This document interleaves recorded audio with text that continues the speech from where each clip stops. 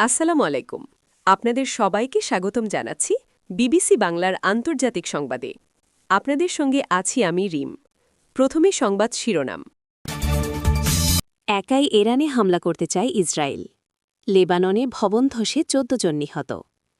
৩৭ বছরের ঐতিহ্য ভেঙে আড়ালে খামেনি, বিশ্বজুড়ে জল্পনা।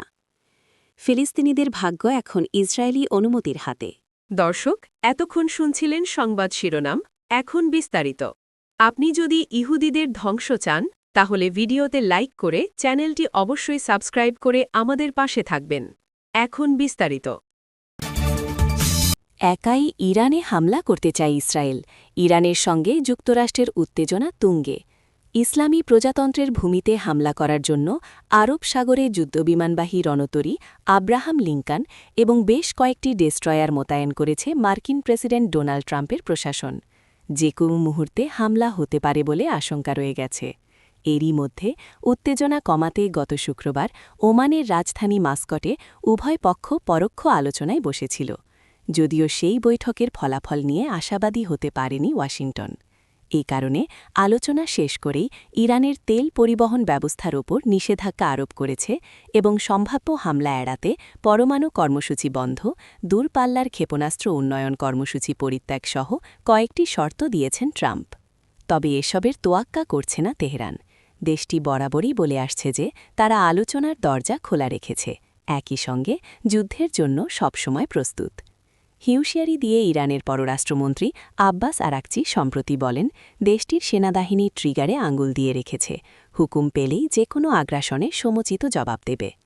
এমন প্রেক্ষাপটে যুক্তরাষ্ট্রের সাম্প্রতিক তৎপরতায় আস্থা রাখতে পারছে না দেশটির অন্যতম প্রধান মিত্র ইহুদিবাদী ইসরায়েল। দখলদার ইসরায়েলি প্রতিরক্ষা কর্মকর্তারা সম্প্রতি তাদের মার্কিন সমকক্ষদের জানিয়েছেন যে ইরানের ব্যালিস্টিক মিসাইল কর্মসূচি তাদের অস্তিত্বের জন্য হুমকি। এক্ষেত্রে তারা একটি রেড লাইন বা লাল রেখা দিয়েছে। সেই সীমা অতিক্রম করলে জেরুজালেম প্রয়োজনে এককভাবে পদক্ষেপ নিতে প্রস্তুত। নিরাপত্তা সূত্রের বারাত দিয়ে জানা গেছে, ইরানের ক্ষেপণাস্ত্র সক্ষমতা এবং উৎপাদন অবকাঠামো ধ্বংস করার বিষয়ে ইসরায়েলের এই মনোভাব সাম্প্রতিক সপ্তাহগুলোতে উচ্চ পর্যায়ের ধারাবাহিক আলোচনার মাধ্যমে জানানো হয়েছে। সামরিক কর্মকর্তারা এই কর্মসূচিকে পঙ্গু করে দেওয়ার জন্য বিভিন্ন অপারেশনাল পরিকল্পনা তুলে ধরেছেন, যার মধ্যে মূল উৎপাদন কেন্দ্রগুলোতে হামলার পরিকল্পনাও আছে। লেবাননে ভবন ধসে ১৪ জন নিহত। লেবাননের ত্রিপোলি শহরে পাশাপাশি দুটি আবাসিক ভবন ধসে গেছে। দুর্ঘটনার পর ৮ জনকে জীবিত উদ্ধার করা হয়েছে। এছাড়া উদ্ধার অভিযান শেষে ১৪ জনের নিহতের খবর দিয়েছে স্থানীয় প্রশাসন। এছাড়া কয়েকজন নিখোঁজ থাকতে পারেন, তবে ঠিক কতজন ভবন দুটিতে ছিলেন তা জানাতে পারেনি কেউ। সোমবার ৯ ফেব্রুয়ারি লেবাননের জাতীয় বার্তা সংস্থা এনএনএ সিভিল ডিফেন্স প্রধানের বরাত দিয়ে এই তথ্য জানিয়েছে। সিভিল ডিফেন্সের মহাপরিচালক ইমাদ গ্রেইস জানান, উত্তরাঞ্চলীয় শহরটির বাব আল তাব্বানে পাড়ায় ধসে পড়া ভবনের ধ্বংসস্তূপ থেকে উদ্ধারকর্মীরা ১৪টি মরদেহ উদ্ধার করেছেন এবং ৮ জনকে জীবিত উদ্ধার করেছেন। এর আগে রোববার কর্মকর্তারা জানিয়েছিলেন যে পাশাপাশি অবস্থিত দুটি ভবন ধসে পড়েছে। ত্রিপোলি পৌর কাউন্সিলের প্রধান আবদেল হামিদ কারামে জানান, কতজন নিখোঁজ আছেন সেই সংখ্যা তিনি নিশ্চিত করতে পারছেন না। তবে লেবাননের সিভিল ডিফেন্স উদ্ধার পরিষেবার প্রধান এর আগে জানিয়েছিলেন, ওই দুটি ভবনে মোট ২২ জন বাসিন্দা বসবাস করতেন। ৩৭ বছরের ঐতিহ্য ভেঙে আড়ালে খামেনি, বিশ্বজুড়ে জল্পনা। মার্কিন হামলার হুমকির মুখে এবং পারস্য উপসাগরে ক্রমবর্ধমান উত্তেজনাপূর্ণ পরিস্থিতিতে ইরানের সর্বোচ্চ নেতা আয়াতুল্লাহ আলী খামেনি তার দীর্ঘ ৩৭ বছরের এক ঐতিহ্য ভেঙেছেন। ১৯৮৯ সালে ক্ষমতা গ্রহণের পর থেকে খামেনি প্রতিবছর ৮ ফেব্রুয়ারি বিমানবাহিনীর কমান্ডারের সঙ্গে বার্ষিক সাক্ষাতে মিলিত হতেন, এমনকি যা করোনা মহামারীর সময়ও বজায় ছিল। কিন্তু এবছর সেই নিয়মিত প্রথা ভেঙে খামেনির পরিবর্তে সশস্ত্র বাহিনীর প্রধান আব্দুর রহিম মুসাবি বিমানবাহিনীর কমান্ডারদের সঙ্গে বৈঠক করেছেন।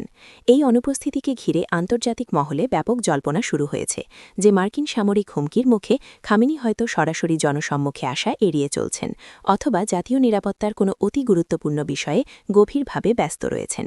১৯৮৯ সালের ৮ ফেব্রুয়ারি একদল বিমানবাহিনীর কর্মকর্তা রুহুল্লাহ খোমেনির প্রতি আনুগত্য প্রকাশ করে পাহলভি রাজবংশের পতনে ভূমিকা রেখেছিলেন। সে ঐতিহাসিক দিনটিকে স্মরণীয় করে রাখতেই প্রতি বছর এই বার্ষিক সাক্ষাতের আয়োজন করা হয়। তবে এবার খামেনির অনুপস্থিতি এমন এক সময়ে ঘটল যখন তেহরান এবং ওয়াশিংটনের মধ্যে উত্তেজনা চরম পর্যায়ে পৌঁছেছে। বিশেষ করে জানুয়ারির শেষ দিকে আরব সাগরে মার্কিন রণতরী ইউএসএস আব্রাহাম লিঙ্কন মোতায়েন এবং জর্ডানে অত্যাধুনিক যুদ্ধবিমান ও ড্রোন পাঠানোর ফলে ইরানে সম্ভাব্য মার্কিন বিমান হামলার আশঙ্কা দেখা দিয়েছে। ফিলিস্তিনিদের ভাগ্য এখন ইসরায়েলি অনুমতির হাতে। অধিকৃত গাজা উপত্যকায় ইসরায়েলের সীমান্ত অবরোধ ও চলাচলের ওপর কঠোর বিধিনিষেধ এখন আর কেবল সাময়িক কোনো নিরাপত্তা ব্যবস্থা নয়, বরং এটি ফিলিস্তিনিদের ওপর সম্মিলিত শাস্তির এক স্থায়ী হাতিয়ারে পরিণত হয়েছে। 2023 সালের অক্টোবর থেকে শুরু হওয়া যুদ্ধের পর গাজার সীমান্ত পারাপারের নিয়ন্ত্রণ ব্যবস্থা পুরোপুরি ইসরায়েলের হাতে চলে গেছে।